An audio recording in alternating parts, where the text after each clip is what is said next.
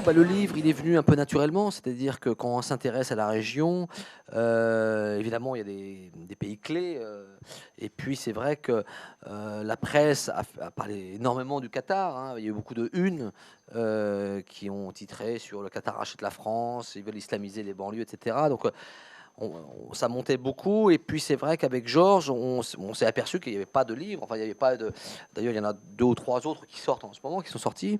Donc on s'est dit, ayant été au Qatar depuis plusieurs années, depuis à peu près 2004-2005, on était depuis 7 ans à peu près 1 ou 2 fois par an, bah, c'était peut-être intéressant de raconter ce qu'est ce pays. Et le Qatar, comme on disait, c'est très récent, c'est-à-dire que le coup d'État de l'émir actuel, Cheikh Hamad, a lieu en 95, donc il renverse son père, justement sur comment dire, une vision opposée sur le développement du pays. C'est-à-dire que le père, Khalifa, était quelqu'un plutôt de renfermé, qui voulait pas forcément utiliser toutes ses réserves en disant bon, on est un peu riche, on n'est pas trop, mais on fait pas de bruit, on vit à l'ombre de l'Arabie Saoudite, donc pourquoi s'embêter à développer ce pays? On est assez riche comme ça. Le fils disait au contraire, disait mais regarde Dubaï, les autres pays autour, ils se développent, pourquoi nous, on a un trésor sous les pieds, et pourquoi on ne l'utilise pas? Donc ça va être une des raisons pour laquelle il va prendre le pouvoir. Et évidemment, la clé de ce miracle qatarien, c'est le gaz. Le gaz, c'est les troisièmes réserves du monde, un gisement qui est partagé avec l'Iran. Et de là, les caisses de l'État vont se remplir, à tel point qu'en 2003, après quelques péripéties, le Qatar n'a plus de dettes, a remboursé toutes ses dettes, et donc va pouvoir développer le pays et sa politique d'investissement. Donc évidemment, ils vont construire le pays, des autoroutes, mais une fois qu'on a fait l'aéroport, voilà. Donc évidemment, il y a des gros excédents. Et les excédents, bah, faut les recycler. Donc il y a une stratégie évidemment assez complexe d'ailleurs, hein, des investissements, pas simplement en France, mais à l'étranger. C'est-à-dire vous avez des investissements, je dirais, de nouveaux riches, hein, d'impulsion,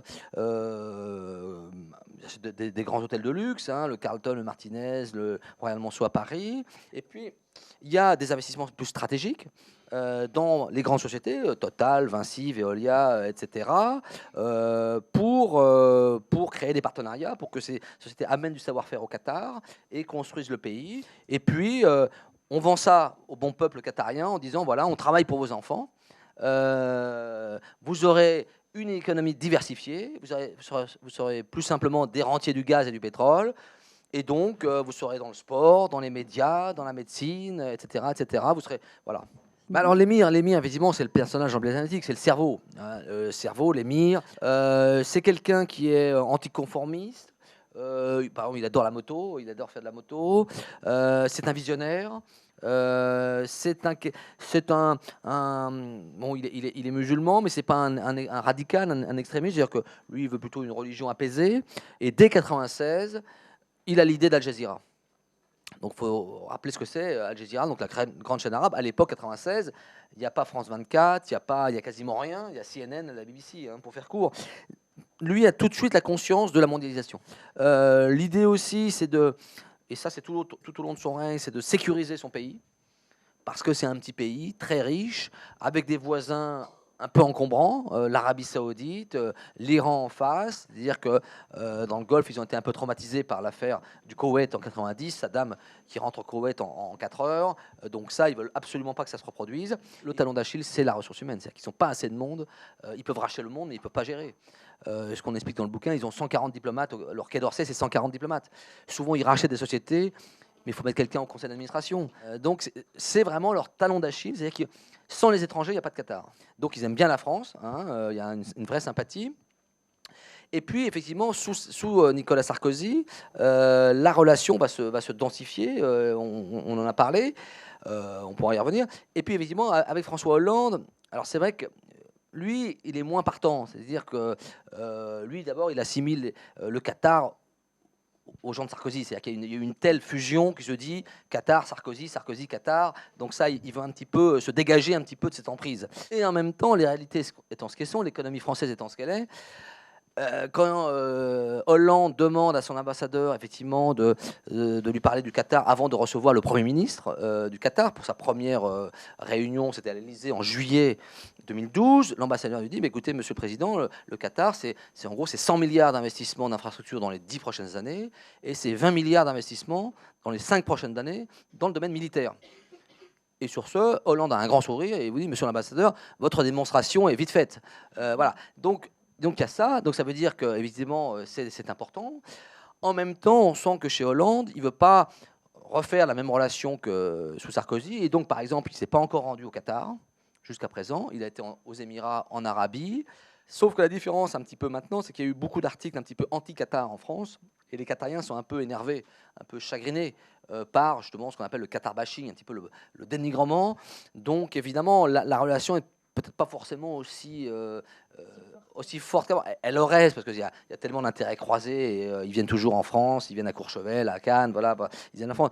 Mais on a le sentiment quand même, notamment quand on parle à l'ambassadeur Mohamed Karoui à Paris, que évidemment ça les ennuie de plus en plus, ils sont un peu lassés des Français, et que voilà, c'est pas, par exemple, c'est pas un hasard si dans leur projet de faire Al Jazeera en français, ils vont peut-être le mettre à Londres, remettre dans le contexte.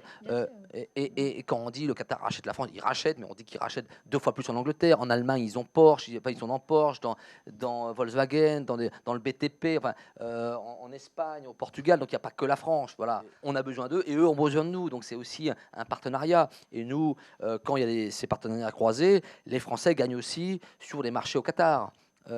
Bouygues et Vinci sont en train de construire le métro, le tramway de Doha. Donc il y a des échanges, c'est pas simplement le Qatar qui viendrait prendre toute la richesse française. La chance de l'émir, c'est qu'il a à gérer une petite municipalité, c'est-à-dire une ville de 200 000 habitants en France. C'est ça, c'est-à-dire qu'il gère 200 000 habitants.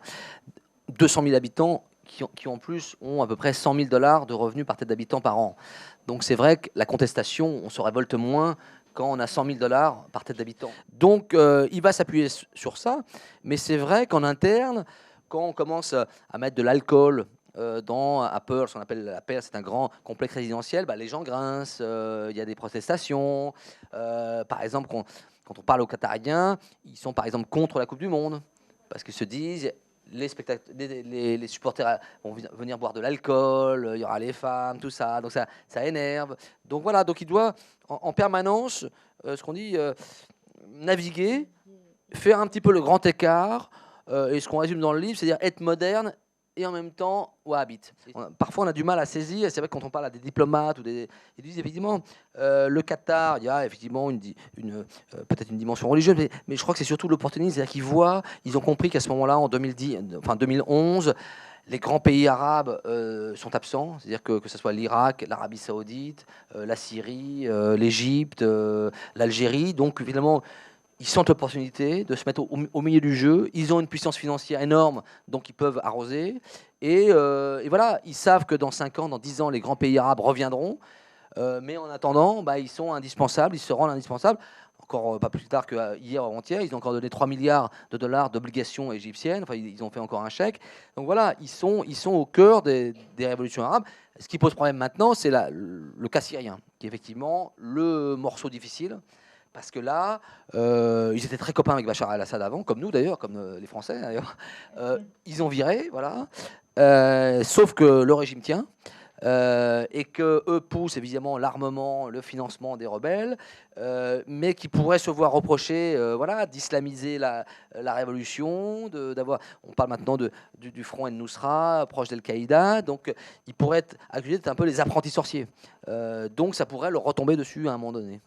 Il sera c'est-à-dire que là, l'émir, il y a presque une haine personnelle par rapport à Bachar. C'est-à-dire que ce qu'on dit dans le bouquin, c'est qu'il y a un moment, il faut qu'il y en ait un des deux qui parte. Parce que c'est vrai que là, ils sont à couteau tiré. C'est-à-dire que c'est un peu un jeu de la mort, quoi. Donc là, le Doha est vraiment la capitale de l'opposition. Ils viennent de reconnaître une ambassade. Toutes les grandes conférences se font là-bas. Donc ils sont vraiment à la pointe du combat. Sauf qu'à la fin, il faut gagner. L'émir a envie de passer la main à son fils dans les prochaines années. Il va donner à son fils et le fils pourrait hériter de tous les problèmes laissés par son père. C'est une diplomatie quand même très aventureuse. Comme on disait au début, ils sont partis d'une diplomatie où on est amis avec tout le monde. Et là, on commence à avoir des ennemis. Et même les Qatariens eux-mêmes, certains, commencent à être un peu sensibles à ça. Ils se disent, est-ce qu'on n'en fait pas trop? Est-ce que c'est pas trop aventureux? Où est-ce que ça va nous mener? Le prince, c'est un peu comme tous les héritiers, c'est-à-dire qu'il n'a pas lutté, il n'a pas mordu pour avoir le pouvoir. C'est-à-dire que son père a le père a pris le pouvoir par la force. Quoi. Je veux dire, il a fait un coup d'État.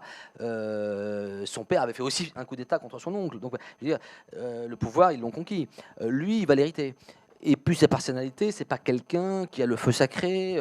En plus, c'est la nouvelle génération qui est née dans les 5 étoiles avec la climatisation, avec les Porsche, les Ferrari. Le père est né quasiment sous la tente. Je veux dire, voilà, donc il a vécu le Qatar à 50 degrés avec une alimentation frugale. Enfin, je veux dire, il a connu les années dures. Le fils a rien connu de tout ça. Son père lui a donné l'organisation de la Coupe du Monde 2022. Il est en train de lui confier les dossiers de sécurité, mais les observateurs sur place nous disent qu'il n'a pas forcément, c'est quelqu'un d'intelligent, mais il n'a pas forcément la carrure pour relever tous les défis, parce que c'est quand même un gros défi. C'est-à-dire que là, l'émir a mis la barre très haute. Il faut réussir à la Coupe du Monde, il faut réussir en Syrie, il y a un pays à construire, et c'est pas sûr que le fils réussisse. D'ailleurs, l'émir, ce qui est très intéressant et très malin, compte donner son pouvoir de son vivant. C'est-à-dire que si le fiston a un petit problème, il pourra revenir après, voilà, donc donner un petit coup de main. Parmi les personnages, il y a sa femme, donc Scheherazade, donc l'émir a 3 femmes, 23 enfants, donc c'est sa 2e femme, donc c'est une femme, vous la connaissez dans les photos, plutôt glamour, c'est un peu l'icône du golf, qui est aussi une personnalité assez exceptionnelle, parce que dans le golf, en général, les femmes, on les voit peu, et notamment les femmes de chefs d'État ou de monarques sont invisibles. Scheherazade, elle, je veux dire, se déplace en visite officielle, accompagne son mari par exemple à Gaza ou dans des visites officielles, et puis elle qui parie sur l'éducation. Elle pense que l'éducation, pour faire sortir la société qatarienne un petit peu de l'endormissement, l'éducation c'est un moyen important. Ça agace notamment le Premier ministre, le fameux Hamad Ben Jassem, qui est ce qu'on appelle le Talleyrand de l'émir, qui est lui l'homme qui va aider l'émir à prendre le pouvoir, et qui va être l'homme à la fois du business et de la diplomatie. Qui a le contact international, qui est un travailleur acharné, homme d'affaires redoutable, et qui va mettre en musique finalement les ambitions, les rêves de l'émir, à la fois dans l'économie et dans la diplomatie. Ce qui est intéressant, c'est qu'eux nous connaissent mieux que nous, on les connaît. C'est-à-dire qu'eux nous connaissent parfaitement. Ils savent nos points faibles, ils savent où agir, alors que nous, on ne les connaît pas. Qatariens, la société qatarienne, voilà. Donc c'était un peu une œuvre un petit peu pédagogique aussi.